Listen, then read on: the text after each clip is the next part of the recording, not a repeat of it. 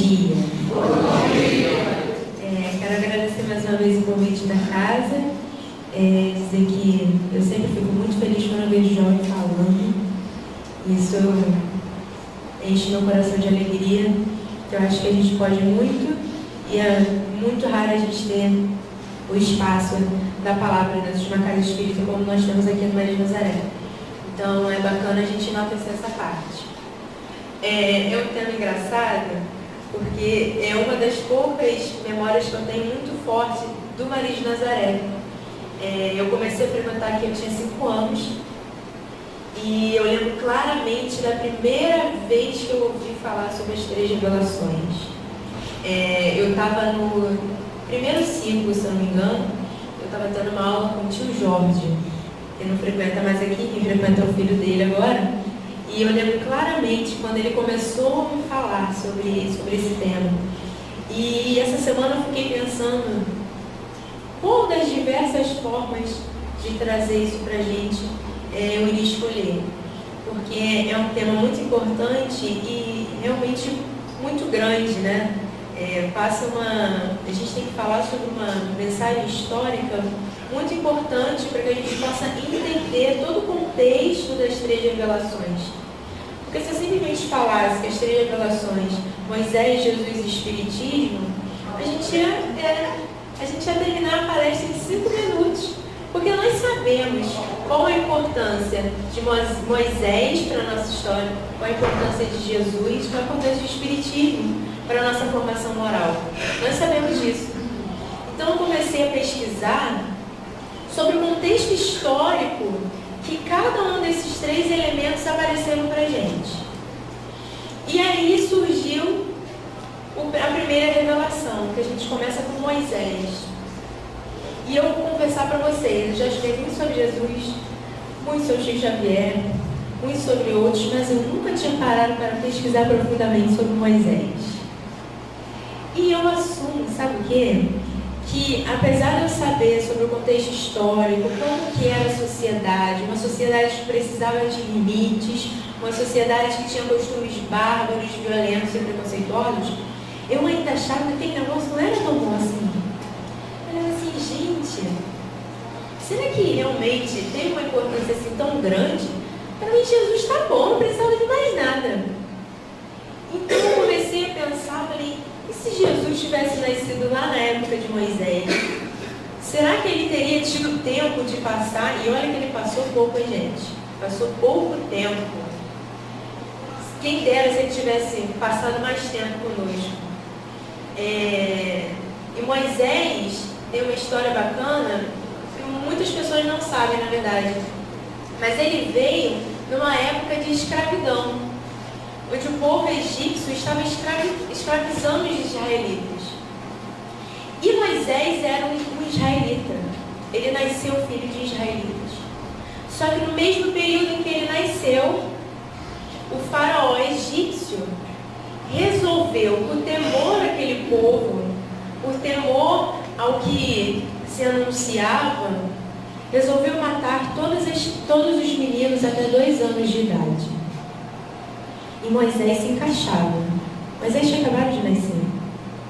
E os seus pais, que a gente nem lembra, tiveram uma importância gigantesca. Eles esconderam Moisés. E eles, naquele tormento tão grande de saber que as crianças estavam sendo assassinadas, eles tinham que se esconder a criança em algum lugar. Mas eles não queriam entregar, mas eles sabiam que não tinha jeito. Os egípcios estavam por toda parte. Eles iam achar Moisés. Então eles pegam o seu filho, embalam o seu filho, colocam numa cesta e ele é levado pelo rio Nilo. E olha como Deus é poderoso. Quem acha o Moisés? Uma egípcia. E não era qualquer egípcia. Ela era a irmã ou a filha? Era a irmã do faraó. E ela instantaneamente cria um laço com aquela criança e a adota como sua. Moisés então passa a ser cuidado como um príncipe na sua riqueza. E ele, mesmo assim, tirado do seu meio ainda muito pequeno, ele ainda tinha essência em si. Ele não se deixou envolver por aquele luxo, por aquela barbárie que acontecia, mesmo ele estando protegido dentro do reino, dentro de toda aquela família rica e poderosa. Então Moisés, depois mais velho, se revolta como os egípcios tratavam os israelitas. E ele, depois de um confronto com os egípcios, parte e vai embora, pois não consegue conviver com aquela barbárie. Passa 40 anos. 40 anos. E Moisés recebe então um sinal de Deus. Moisés vê ao longe uma árvore pegando fogo, mas o fogo não consumia essa árvore. E aquilo chamou a atenção. Como que pega fogo e ela não é consumida pelo fogo? E quando ele chega perto, ele recebe a mensagem de Deus: Moisés, você tem que voltar e libertar os seus irmãos de escravidão. E no começo, como qualquer pessoa, ele vai contra isso. Não, mas eu estou há muito tempo longe. Como que eu sozinho vou conseguir libertar um povo que está há tantos anos, décadas de escravidão? Mas Deus consegue incentivá-lo aí. E ele, por ter essa sementinha em si, porque não foi um acaso, era uma missão de Moisés. E ele parte e volta para sua terra.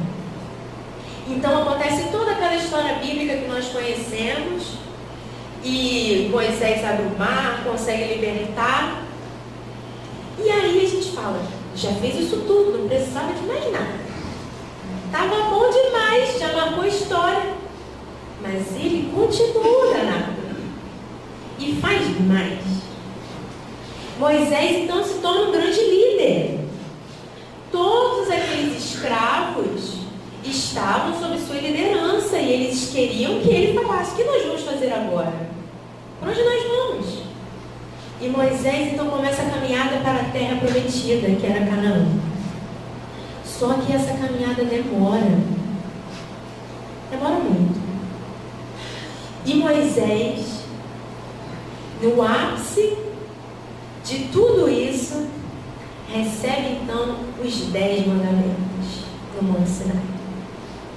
E esses 10 mandamentos vão ajudar a formar toda a lei mosaica, porque a lei mosaica não se resume somente aos 10 mandamentos. Para conter aquele povo que estava com a sua fé abalada, que estava com sede de vingança. Vingança é uma palavra muito importante nessa primeira revelação. Aquele povo não queria justiça, aquele povo queria vingança. Os egípcios queriam vingança. Os israelitas queriam vingança. E é compreensível. E Moisés não conseguia passar o lado espiritual para aquele povo. Olha, vamos abandonar tudo e vamos viver para o espiritual. Porque aquele povo ainda não tinha o seu terreno preparado para tamanha mudança. Ele iria semear isso e a semente não iria brotar, porque ele não estava fértil o suficiente ainda. Ele precisava de um preparo. E foi aí que surgiram outras centenas de leis mosaicas que para a gente hoje em dia parece muito óbvio e também parece muito bárbaro. Os 10 mandamentos, por exemplo, tem lá, não matar. Mas, gente, é óbvio que não pode matar. Mas na época, isso não era tão óbvio assim. E surgem também nessas leis mosaicas coisas que para nós soam como absurdas, como o fato de você ter direitos de matar o seu irmão porque ele matou alguém da sua família. E, gente, pra gente é muito absurdo hoje em dia. Eu espero que seja muito absurdo. Mas na época foi a forma que Moisés conseguiu de parar esse povo. Olha, nosso Deus é justo. Ele botou Deus como um juiz, um imperador. Nosso Deus é justo. Nosso Deus não é vingativo. Então, se você está à procura de justiça, ok. Se você está à procura de vingança, você está indo contra Deus. E dessa forma, ele conseguiu fazer com que aquele povo, faz um certo sentido. Agora eu não vou matar toda a família, eu vou matar um só. E a gente acha, meu Deus. E tem outras leis que são tão absurdas quanto. Principalmente para os crimes mais graves, como assassinato e roubo, que eram crimes extremamente graves. Então, quando alguém roubava, era permitido que matasse. Então Moisés falou assim, opa, não é justo. Ele te tirou um bem material, não é justo que você tire a vida. Não é justo, porque nós não podemos equiparar a vida com o bem material.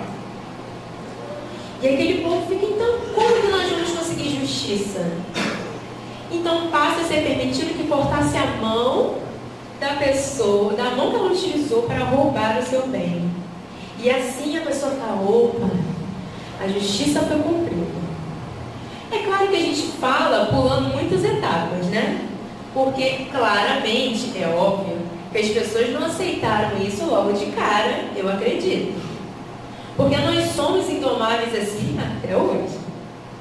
Nós temos um problema gigantesco de conseguir nos adequar a certas regras, quando isso é modificado. Porque a gente se acomoda. Tá bom assim. A gente já faz assim há tanto tempo. Todo mundo sabe que a gente faz assim. Vamos continuar. E Moisés, revolucionário, mostra que não. A gente pode ser um pouquinho melhor. E começa a preparar esse terreno. E o povo começa a passar esses ensinamentos novos para a nova geração que estava vindo. E a nova geração começa a aplicá-los de maneira mais fácil.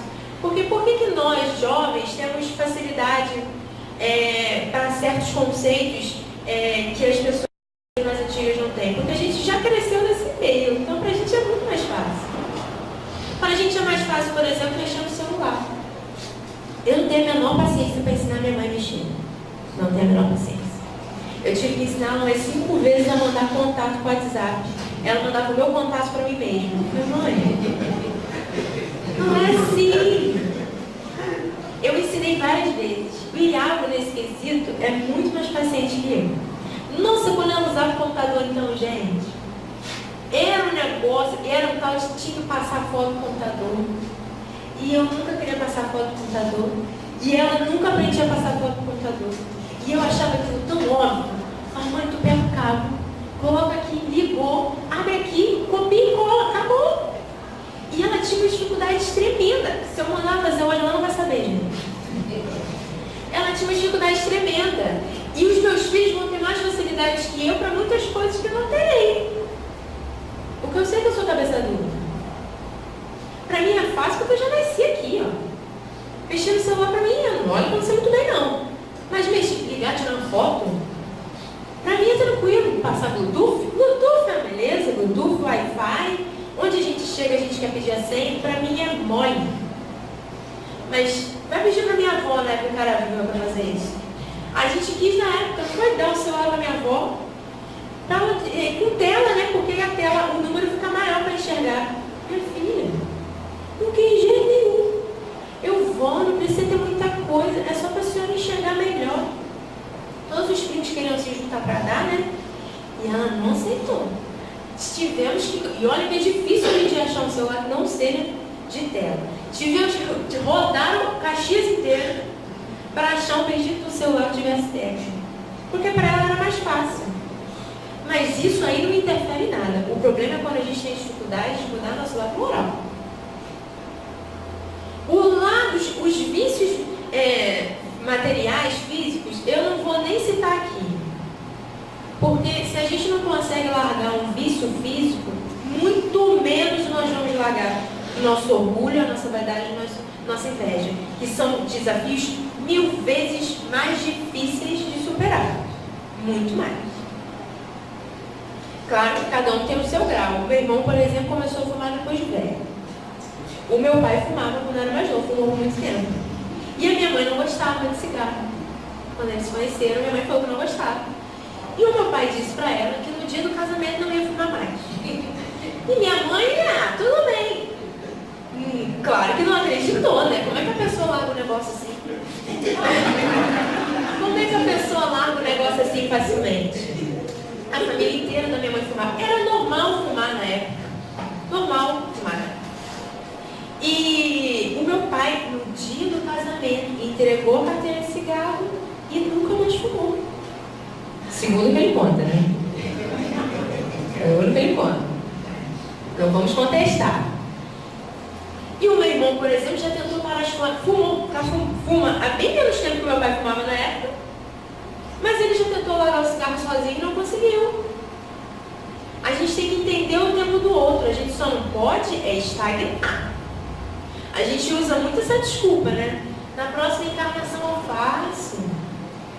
Não, nós temos que respeitar o tempo do nosso irmão. Mas aí o irmão não está nem aí pro tempo. Porque ele não acha que está fazendo algo ruim para ele, principalmente para ele.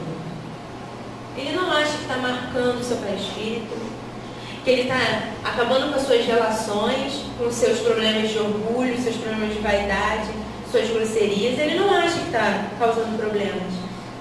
E isso é muito sério. E Moisés conseguiu mostrar para esse povo que nós tínhamos que ter limites. Olha, é aceitável até certo ponto aqui, mas daqui para lá já não é mais aceitável. A gente tem que dar um passo. E Moisés, não foi ele que escreveu o Antigo Testamento, tá? Mas depois da sua morte, quando começam a escrever através da oral do povo judeu da época, quando começam a escrever, e eles começam a colocar toda a lei mosaica no Antigo Testamento, eles percebem a importância que teve aquilo. E a gente olha o Antigo Testamento e a gente percebe claramente o anúncio da segunda revelação. Eles falam claramente. E eles falam com uma riqueza de detalhes que é para assustar. Eles falam que vai vir uma mulher, que vai parir um filho, que vem o mensageiro de Deus, que vem o Filho de Deus, o mensageiro do amor. Que é melhor forma de falar de Jesus como o mensageiro do amor, o Filho de Deus, que vem de uma mulher, que ele vai vir para acalentar os corações. E passam-se muitos anos até Jesus vir. E a gente pensa, que bom que passou um tempo, que aí Jesus veio num tempo um pouquinho melhor. Um pouquinho melhor. Mas ainda assim, muito preconceituoso. Ainda assim, muito dividido. Individualista, materialista. E Jesus via com um desafio ainda maior, acrescentar a espiritualidade. É claro que já existia o povo judeu. E é importante a gente ressaltar que o povo judeu também tinha as suas separações, como acontece nas religiões evangélicas atualmente. Não era um povo judeu só. Cada um tinha seu segmento. Tinham segmentos judeus que acreditavam que viveria o Messias, tinha outros que não acreditavam que viveria o Messias. Tinha esses segmentos judeus que acreditavam na ressurreição, por exemplo. Mas tinha segmentos judeus que não acreditavam na ressurreição. Então Jesus tinha que vir para todos. Tanto que para os que acreditavam, tanto aqueles que não acreditavam. E os que não acreditavam era muito difícil. E os que acreditavam também. Porque imagina aqui, a gente está lá. E a gente está anos escutando a história da nossa avó, que vem alguém muito bom para ajudar a gente. A gente está anos. Aí eu fiz 70 anos já. Minha avó já morreu, minha mãe já morreu. 70 anos já era muito velho para a época, hein? Não durava isso tudo não. Mas vamos imaginar. 70 anos. Pai morreu também. Meu Deus. Que coisa. Então imagina, você está escutando. Aí aparece do nada um cara barbudão, de cabelo grande, com um estereótipo totalmente diferente, porque na Bíblia nós temos a descrição de Jesus, que diz que ele tinha cabelos longos, que ele tinha olhos claros, um estereótipo, vamos parar para pensar, totalmente diferente do que aquele povo tinha. Então a figura dele já chamava atenção, e que ele estava fazendo milagres. Gente, sério, a gente ia acreditar logo de cara? Ah, que isso, eu estou esperando esse tempo todo, agora eu estou com 70 anos, esse cara resolve aparecer? Não acredito. O que eu vou falar para os meus filhos agora? Já veio, eu vou falar o quê? Mas Jesus consegue provar a sua divindade pelas suas ações. E a sua importância histórica é tão grande que ele conseguiu dividir o tempo. Quando a gente estuda na escola, a gente estuda antes de Cristo e depois de Cristo. Pela sua importância histórica. Não tem como a gente falar que Jesus não existiu. Você pode ir contra milagres, você pode ir contra a ressurreição, mas você não pode ir contra a figura de Jesus, que existiu. E que todos os historiadores aceitam que Jesus existiu. Então, Jesus vem com uma missão de trazer espiritualidade para aquele povo que estava se perdendo. Que estava voltando às suas origens extremamente bárbaras e que estava estagnado, porque não conseguia avançar, não saía mais dali. Justamente por esse pensamento que nós temos até hoje, de que está aqui, está bom. E Jesus passa anos imperceptível. Eu tenho minhas dúvidas, tá? Se ele era totalmente perceptível. Porque, convenhamos, Jesus, gente. Eu amo Leinha, minha sobrinha. É a coisa mais linda da minha vida. Tudo que ela faz a gente acha fofo. Imagina Jesus, gente. Com um ano de idade. Conversando com o pássaro. O menino conversava com o pássaro, gente. Ele não chamava atenção. A gente não entendia o porquê. Pô, vai ter uma coisa diferente aí. A gente, não sei vocês, mas eu tenho muito isso. Se eu for num lugar, por exemplo, um bar, que tenha muita gente bêbada, violenta, falando muito alto, eu me sinto extremamente mal. Tanto que eu evito. Eu prefiro chamar todo mundo lá pra casa. Galera, pode vir lá pra casa, gente. Vem. Aqui ali eu me sinto bem. Vou na casa dos outros, me sinto bem. Mas não me bota na rua não, que eu dou um estremeleiro. Então imagina a energia que não emanava de Jesus. A paz que não emanava de Jesus. Mas ele passa a sua infância, a sua juventude. Em nenhum momento ele cria grandes alardes. Ele cria no momento certo. E Jesus começa a chamar a atenção daquele povo. Quem é esse cara que estão falando por aí, que está curando as pessoas? Que quem é cego está voltando a enxergar, que quem sangra está parando de sangrar. Quem é esse cara? E por seu exemplo, a sua energia, o seu amor, a sua grande importância, aquele povo reconheceu que ele era o Messias. Enfim chegou. Depois de tantos e tantos anos de espera, ele chegou. E agora? O que a gente faz? A gente estava esperando. Mas a gente estava esperando achando que não vinha, então a gente não arrumou nossa casa. Sabe que a gente tem aquele amigo furão? Eu tenho uns amigos furão, e eu sou amiga furona também. Vou, com certeza vou. Aí a pessoa de primeira, a pessoa te chama e arruma a casa. Faz uma comida, aí você fura. A pessoa, poxa, não veio. Vamos chamar no próximo fim de semana. Aí chama de novo, aí tu fura de novo. Na terceira, ele nem te chama, mas nem faz mais nada. Te chama, você fala assim, eu vou na sua casa. Domingo aí, tá bom? Tá bom. Nem fica em casa. Fica só a pessoa furar. E foi isso que aconteceu. A pessoa estava esperando tanto tempo que não preparou seu terreno. Então, quando Jesus veio, foi uma bala gigantesco. Porque ninguém estava esperando que ele fosse vir de verdade. E aquele povo reconhece nele o Salvador, a pessoa que veio nos ensinar realmente quem é Deus. E ele consegue, e Jesus tem uma frase maravilhosa, ele fala que ele não veio destruir a lei, ele veio completar a lei, ele veio lapidar essa lei. O diamante é o mesmo, ele só está sendo lapidado. E ele vem de uma maneira gigantesca e linda lapidando esse diamante. E as pessoas ficam abismadas. Como que alguém pode aceitar um samaritano? Como que alguém pode ter amor por um fariseu? Todas as pessoas eram completamente separadas e castas. Os samaritanos eram excluídos simplesmente por não serem sangue puro. E olha como a gente vive isso hoje ainda. Excluímos as pessoas. Nós temos sociedades como a Índia, por exemplo, que é algo muito claro. A gente percebe claramente que as castas existem. E pelo menos eles não são hipócritas. Eles estão lá falando, a gente se divide em casta mesmo.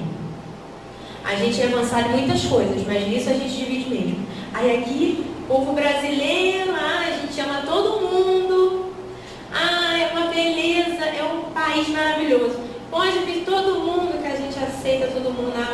Aí vem o venezuelano, a gente acha maravilhoso. A gente bate palma, incentiva. Mas aí a galera daqui, a gente não trata assim. Vocês já repararam como a gente trata quando vê uns gringos pra cá pra praia? O que fica de comerciante em volta? A gente nem sabe o que ele está falando, a gente está tirando foto com o cara. Meu pai fala com os japoneses quando a gente vai nos pontos turísticos. Nem sabe o que está falando, mas está achando maravilhoso. Mas a gente não tem esse mesmo calor com o nosso próprio povo. A gente percebe pela geografia do Rio de Janeiro como que as pessoas são totalmente separadas por classes. Estão ali tão próximas e ao mesmo tempo tão distantes. A favela, a comunidade com violência, com discriminação, com preconceito, e a galera lá de frente pra praia. Gente, a melhor visão do Rio de Janeiro é do alto da favela. Mas o maneiro é a pessoa que está lá no apartamento. E a gente não consegue ter esse mesmo tipo de carinho que a gente tem com pessoas de fora. A gente não consegue. E olha que Jesus veio há muito tempo, hein, gente? Não foi ontem não, hein? Foi há muito tempo. E eu acredito aí que pelo tempo, eu já devo ter passado umas 2 ou 3 encarnações, se não foi mais, né? Mas como eu acho que eu também não vou desencarnar e ficar assim tão bem, eu vou demorar um tempinho para ficar legal, para vir de novo, então vamos botar umas 2 ou 3 aí. Será que eu mudei tanto assim? Se eu estou por fora rindo, abraçando todo mundo por dentro, eu não estou, essa pessoa, não pode essa pessoa. Essa pessoa age dessa forma, vive nesse lugar, faz esse tipo de coisa, namora com não sei quem, escuta a música. Gente, escutar música. As pessoas brigam por causa de escutar música. Não, porque quem escuta rock é violento. Quem escuta funk é não sei o quê. Quem escuta pagode só gosta de beber cerveja. A gente se separa, a gente está o tempo todo se separando. A gente separa as pessoas por sexualidade. Teve uma coisa que aconteceu, eu tenho um amigo, Lorenzo, que ele é trans. E uma vez eu estava conversando com ele e perguntei por que existia tantas denominações. Porque é muito mais do que o que a gente conhece. É muito mais do que a gente conhece. E ele falava os nomes que eu ficava assim, o que você está falando? Não estou entendendo. Calma. E ele falou que isso, o sonho dele era que no futuro a gente não precisasse de denominar nada. Que todos fossem tratados como humanos. Mas a gente tem essa necessidade de denominar, sabe por quê? Porque a gente quer separar. Quem são essas pessoas aqui? Não, assim, são humanos, gente, não importa. Tem que ser tratados da mesma forma. E Jesus trouxe isso. Jesus, gente, olha, o que vocês estavam fazendo até aqui, a gente entende. Mas agora não dá mais para ficar assim. O nosso Deus é amor. E ele começa a tratar Deus com uma palavra maravilhosa. Pai. Ele traz o sentimento de pai para esse povo. E eles começam a sentir que eles pertencem a uma família. E como pertencentes de uma família, eles tinham que respeitar a todos, porque ninguém era diferente de ninguém. Você era filho do mesmo pai. Então o samaritano, que você achava que não fazia parte, porque não tinha o sangue puro, é seu irmão também. Você também tem responsabilidade com ele. Como o Paulo aplicou muito bem aqui hoje, nós também temos responsabilidade com as crianças. E nós temos que assumir o nosso papel perante a sociedade. Jesus nos cobrou isso. Jesus disse claramente que ele ama o pecador, mas ele abomina o pecado.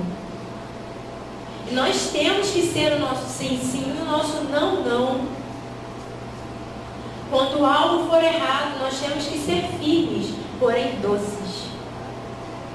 E esse é um dos grandes desafios. Porque ser firme é muito fácil, todo mundo gosta de mandar. Eu adoro mandar. Adoro mandar. Me sinto bem, eu estou na minha zona de conforto, estou fazendo o que eu quero, do jeito que eu quero, ninguém está me incomodando. Aí vem o Iago, que gosta tudo diferente de mim. Eu gosto tudo diferente dele. Eu quero azul, ele quer preto. Eu quero ir para o cinema, ele quer ir para a praia. Eu quero estudar isso, ele quer estudar aquilo. Eu quero ver desenho, ele quer ver terror. E isso tira a gente do eixo. E isso é a sociedade, gente. A gente está resumindo no relacionamento aqui, mas a gente convive com pessoas diferentes o tempo inteiro. E a gente tem que entender, aprender a respeitar essa sociedade como uma família que Jesus nos trouxe, a família universal. E Jesus, mesmo sabendo que ia passar por todo aquele sofrimento, ele sabia que ia ser traído. Ele sabia que ia para a cruz. Ele sabia, não foi nenhuma surpresa para ele. E ele, por esse amor tão grande, esse sentimento gigantesco que ele tem por cada um de nós, ele veio, ele escolheu passar por isso. Não foi imposto. Ele não tinha mais que reencarnar, não precisava reencarnar. Ele já estava em seu ápice, ele não precisava mais. Mas ele escolheu por amor, porque ele percebeu que a nossa sociedade não estava avançando. E isso ele conseguiu prever lá atrás, porque Moisés anunciou o Messias lá atrás, gente. Jesus não escolheu vir no dia, amanhã eu vou, e nasceu. Não foi assim não. Ele já sabia como as coisas iam andar. E ele esperou o momento certo para vir. Foi anunciado lá atrás, mas ele sabia exatamente o tempo que as pessoas precisavam ter para ele vir. Porque se ele viesse anos atrás, se ele viesse no tempo de Moisés, ele não teria conseguido passar a mensagem para as pessoas. Porque o terreno ainda não estava preparado. Moisés veio com esse abalo total em tudo que as pessoas pensavam. Jesus veio novamente com outro abalo. É aquela coisa do... Ontem eu estava vendo uma palestra pelo YouTube, não consegui dormir, né? Eu falei, eu vou ver uma palestra no YouTube, eu botei lá. Aí, ele estava contando, era do Haroldo Dutra. Estava contando que é como se fosse colocar fermento quando já fazer pão. E eu achei essa associação tão bacana. Ele diz, a mulher, no seu conhecimento tão grande de fazer pão, uma história, né? Ela pega a massa e divide o fermento em 3 medidas. Ela bota a primeira medida, mexe aquela massa, espera fermentar. Depois ela vem e coloca a segunda medida. E é o que Jesus está fazendo, está colocando a segunda medida. Jesus, ó, isso aqui, ó, tá bom, mas vamos melhorar. E Jesus vem novamente anunciar uma terceira revelação. Mas não acabou ainda. E Jesus diz que virá um Consolador que ficará na terra, ficará conosco, com a humanidade, o resto de nossas vidas, para a eternidade. E a gente pensa, ué, uma pessoa não pode viver para sempre. No máximo 120. Inclusive, até uma curiosidade, segundo a Bíblia, Moisés morreu com 120 anos. 120 anos. Não viveu como Moisés, hein? Trabalhou bastante, velhinho. Vamos ver se meu pai chega lá, né? Vamos ver. Sonho do meu pai chegar a 120. Não sei, né? Eu, se chegar nos 60, eu estou muito feliz. Pela vida sedentária que eu levo, estou muito feliz, tá? Estou no lucro. Então, Jesus anuncia que virá esse Consolador. Então, uma terceira pessoa tem uma missão. Allan Kardec. E eu acho interessante, porque nós jovens somos muito afobados com as coisas, né? A gente, com 15 anos, a gente quer decidir nossa vida inteira. Eu, quando terminei o ensino médio, eu não sabia se eu chorava ou se eu pegava tudo que eu via na frente para fazer. E graças a Deus eu não fiz isso. Senão estava enrolado até o pescoço. E olha que interessante, todos eles começaram depois dos 30 anos. Gente, eu estou com 22. Eu tenho muita coisa ainda para fazer. Muita coisa. E Allan Kardec também não era novinho não, né? A gente percebe, a gente sabe que ele não era lá novinho. E quando a gente fala 50, 40, 50 anos, hoje em dia é novo. Eu considero 40, 50 anos novo. Para aquela época, gente, já estava ruim o negócio. Já estavam lá, oi, já viveu mais do que tem para viver. Já passou. E hoje em dia a gente vê muita gente que passa dos 100, né? Muita gente. Então, ó, nós temos mais tempo para realizar as coisas. E, consequentemente, nós temos mais coisas para realizar, porque a gente tem mais tempo. Então, a cobrança é bem grande. E Allan Kardec, essa pessoa lógica, extremamente inteligente, cientista, que não acreditava na espiritualidade, vive novamente no momento de conflito. Era a época de grandes revoluções na França, era a época de grandes guerras civis na França. E naquele meio, novamente, porque Deus não facilita, né, gente? Olha só, você tem que fazer aí, mas eu também não posso preparar tudo para você. Se ele faço demais, você não vai fazer nada. Então, naquele meio louco que Allan Kardec estava, ele começa a escutar as mesas girantes. Opa, estou falando que as mesas estão respondendo. Imagina, você como cientista, não acredita na espiritualidade, não acredita em comunicação com os mortos, começa a ouvir que mesas de madeira estão respondendo as perguntas de pessoas que estão encarnadas, que estão vivas. É o conceito dele. Então, isso chama atenção. E chamou tanto a atenção que ele foi buscar aquilo. Não porque ele queria se espiritualizar, gente, mas porque ele queria achar uma lógica naquilo. E que bom que ele trouxe a lógica para a gente. Porque isso nos traz um embasamento muito grande. Nós temos a lógica ao nosso favor. Nós temos a ciência ao nosso favor, a filosofia. E olha como é linda a história, né?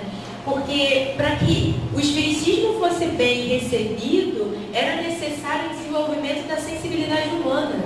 E quando a gente estuda história nesse mesmo período, o que estava acontecendo na França? Desenvolvimento da pintura, da música, das esculturas que são tão famosas na França. E olha como a arte tem um papel interessante nessa parte. O desenvolvimento da sensibilidade, para que as pessoas entendessem a mensagem do espiritismo de forma sensível, não somente de forma lógica. Porque era o que estava acontecendo antes disso tudo começar.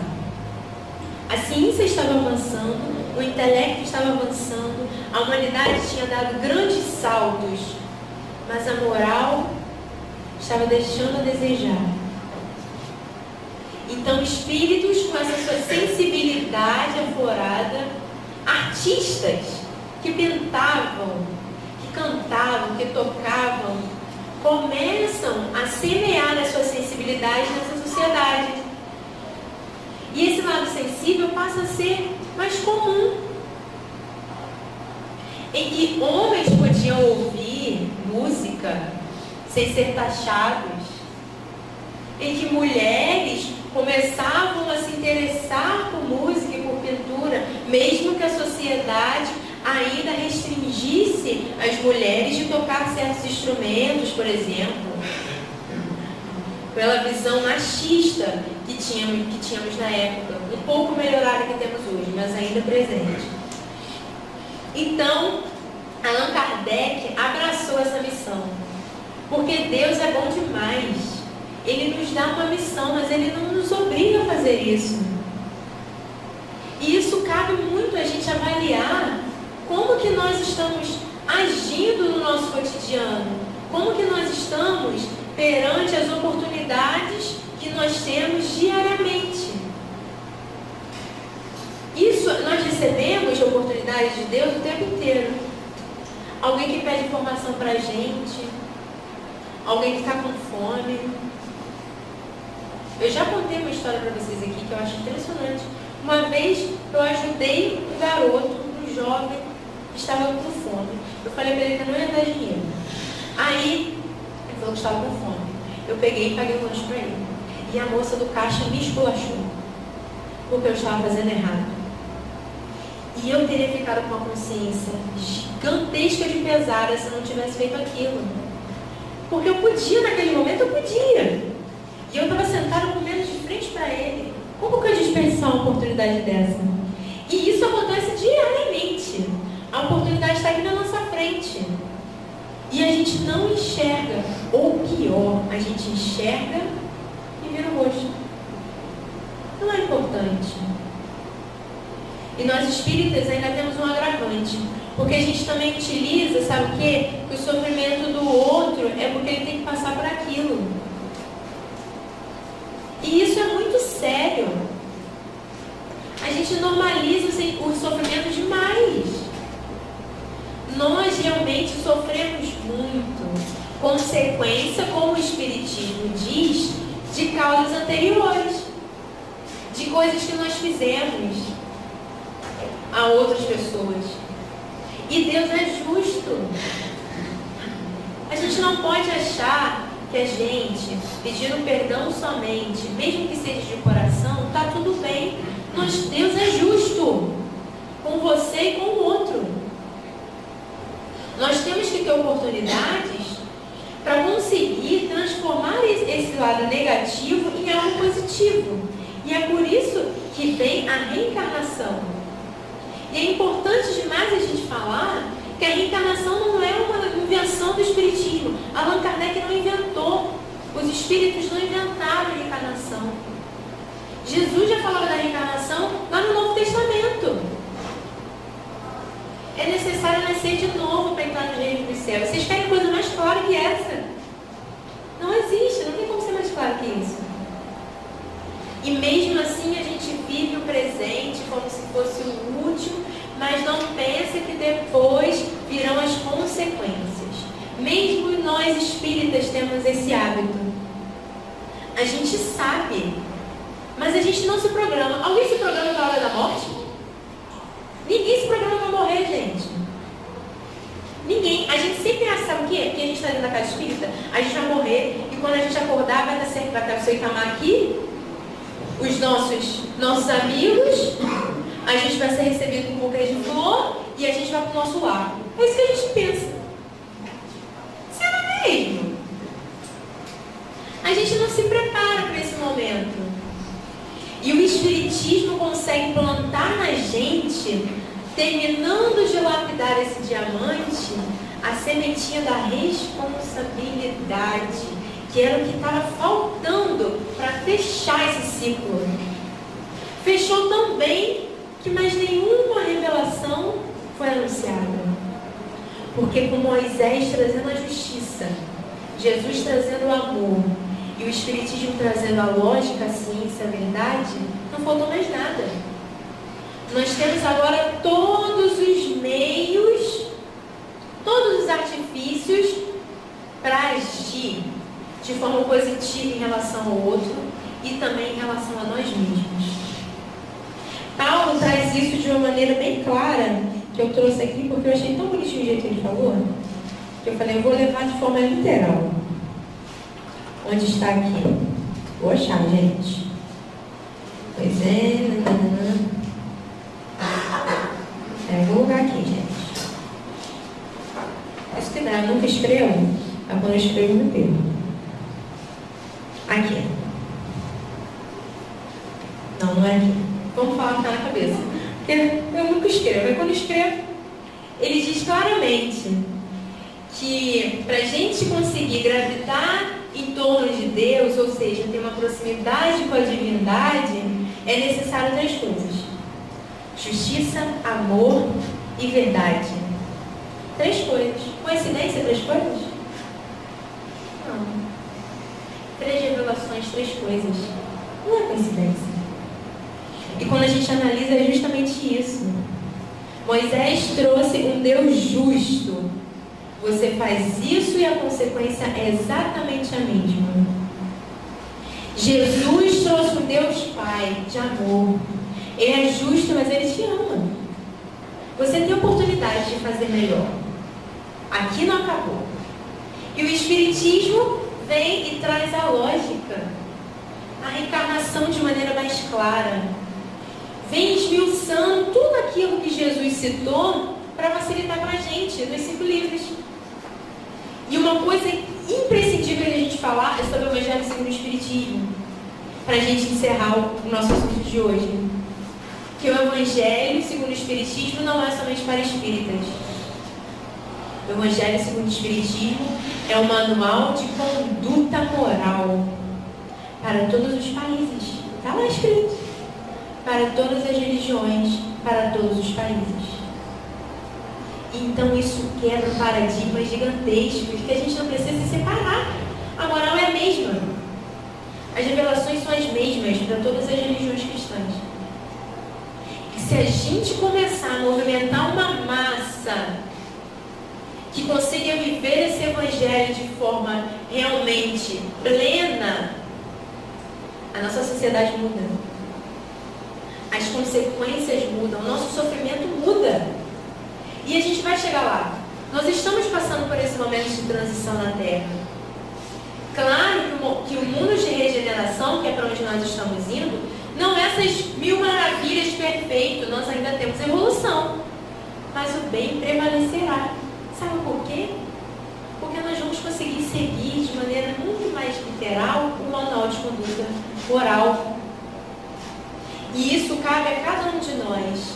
Deus trouxe as 3 revelações para trazer os sentimentos de mudança para a gente. E agora cabe a todos nós realmente colocar isso em prática. Então, faltando 5 minutos, né? Dá para falar mais umas coisinhas, então. Eu vou continuar. E tem uma historinha de Chico Xavier para encerrar que eu acho muito fofinha.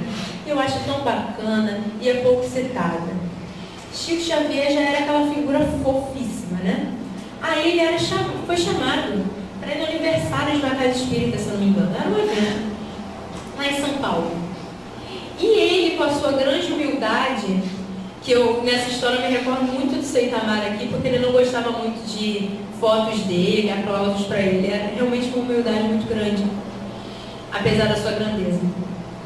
E Chico Xavier pede que não precisa anunciar para a cidade inteira que ele vai, porque ele é somente um ser humano normal que vai lá para passar uma palavra, para estudar com todos. Mas aí sabe como é, né, gente? Um falou aqui, sabe quem vem aí? Chico Xavier, aquele famoso. Aí o outro foi falando. Quando Chico Xavier chegou, gente, tinha multidão. Tinha polícia para poder organizar a galera. E Chico Xavier continuou. Entrou na casa, aquela multidão. um monte de gente na janela, pela rua, tudo pendurado. E Chico Xavier abre a boca e fala isso. Sabe por que todos vocês, inclusive eu, estão aqui hoje? E as pessoas, para te ver. Ele fala, não, porque nós sentimos saudades de Cristo. Porque nós estamos buscando Cristo. E aqui a gente encontra, porque Jesus disse para Simão Pedro, quando Pedro estava lá, chorando, pedindo auxílio, ele aparece para Pedro e fala, quando você quiser falar comigo, me procure nos evangelhos, porque lá eu estou. E lá você vai achar a resposta. Então agora eu encerro mesmo. Muito obrigada, gente.